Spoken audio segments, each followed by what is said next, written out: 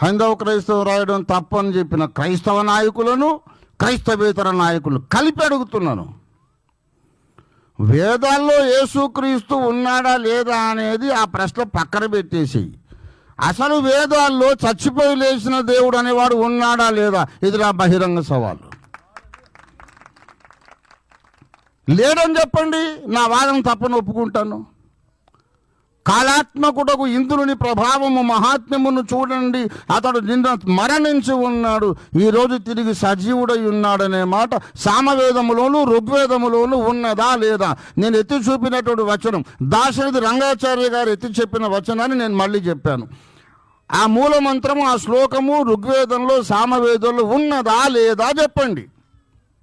ఉన్నది అని కనుక ఒప్పుకునేటట్లయితే మరి మరణించి లేచాడు అన్నటువంటి మాట వేదములో ఉన్నది ఒకవేళ నిజమైతే, మీరు అనుకున్న 33 కోట్ల దేవతలు ఎవరికి ఈ చరిత్ర లేదుగా? వేదములో ఉన్న ప్రకారం మరణించి లేచిన చరిత్ర లేదుగా.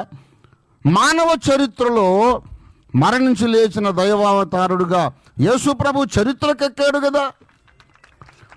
మరి అది యేసు కాదంటున్నారు. మరి యేసు కాకపోతే వాడెవడు బోసా?